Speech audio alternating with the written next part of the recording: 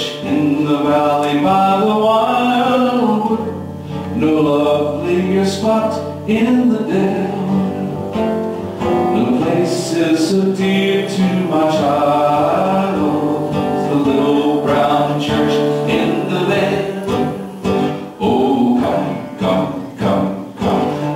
to the church in the wildwood. Oh, come to the church in the dale. No spot is nearer to my childhood than the little brown church in the vale. How sweet on the clear Sabbath morning to listen to the clear ringing bell. The tones so sweetly are calling. Oh, come to the church in the vale. Oh, come to the church in the wildwood. Oh, come to the church in the vale. No spot is dear to my childhood than the little brown church in the vale.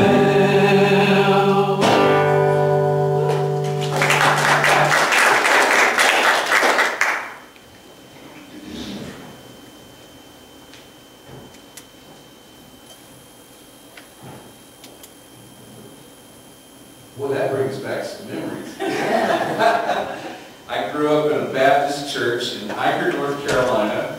It was a place called Oak Ridge Baptist Church, and we had a steady diet of traditional hymns, and that was one of them. And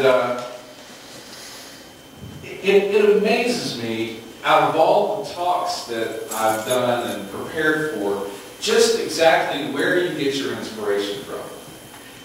And it never ceases to amaze me that, you know, God is all places, everywhere, in all things. And if we're open, we can find a lesson in a hymn that was written 150 years ago. And such was the case this week. Also weaved into this lesson was another book that I'm reading, and Mary Lou will get a kick out of this. I'm reading this book called The Millionaire Real Estate Agent. Now, not because I'm going to go into realty, but I remember that this book was very powerful in how the mind thinks and what the mind perceives. And I wanted to reread some of this. And so you're going to get a little bit of tradition and a little bit of real estate today. So hope you're ready. Our metaphysical teacher for the day is William Pitts. He's the gentleman that wrote the song that you just heard.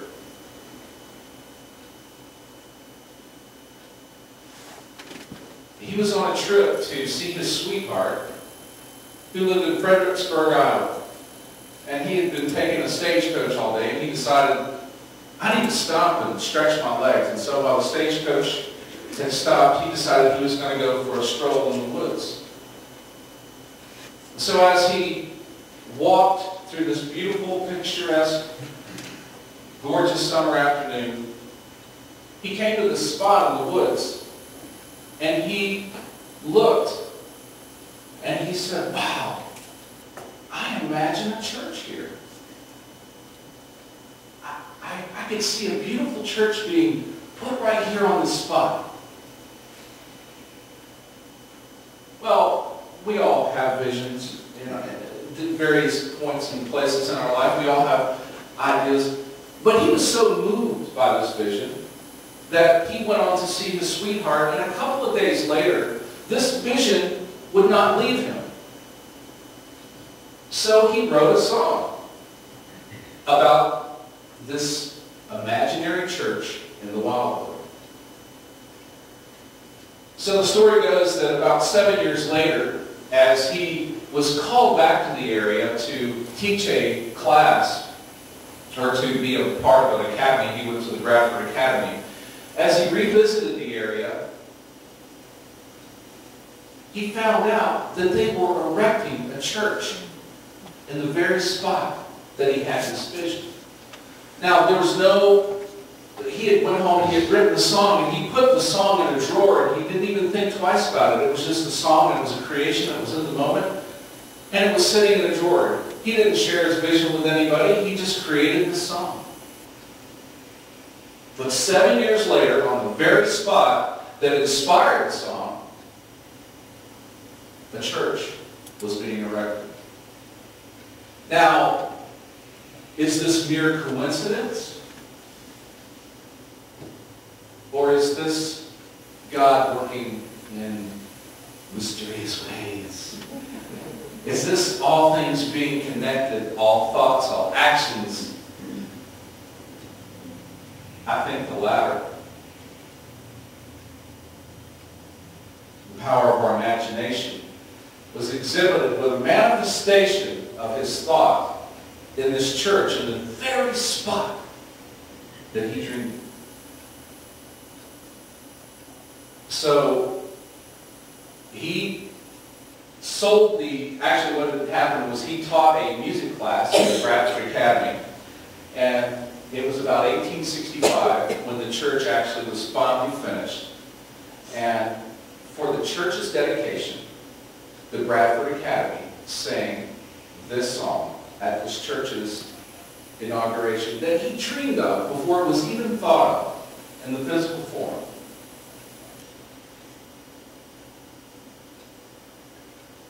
He sold the rights to the song to a Chicago music publisher, and get this, for 25 bucks.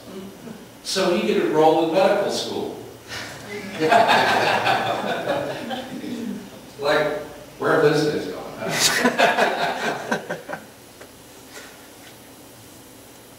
The church sort of had fallen into disrepair, or not disrepair, but it had fallen into some very bad condition around the turn of the century. But people really were moved by the church, so the community came together and they refurbished the church, and it became a stopping point for traveling musicians. They would come through, and people were fascinated with the idea of how this church and how this song came to be. And so traveling musicians were so inspired by this song that as they came and visited the church, they took the song with them, and it became a traditional hymn that we know today as the Little Church in the Wildwood. Imagine that. Imagine that.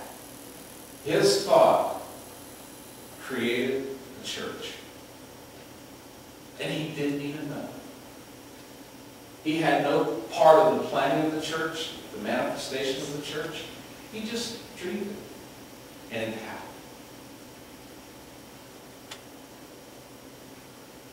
So I thought, on this very important day in this church's history, the congregational meeting, that you come together and you talk about your dreams and your visions and your ideas for this church.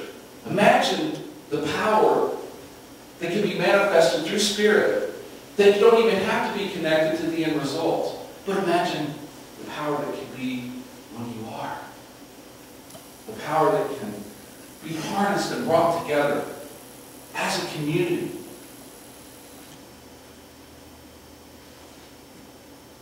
With your imagination, a focused imagination on the outpicturing of this church. So I thought it would be fun to share with you my story with my connection with this church and how I came to be here. I was a music director in Naples, Florida, and I worked for a church that we probably had anywhere from 300 to 500 people on a Sunday. We ran 2 services, and it was seasonal, so sometimes the population of the church was a lot more, and then sometimes it wasn't.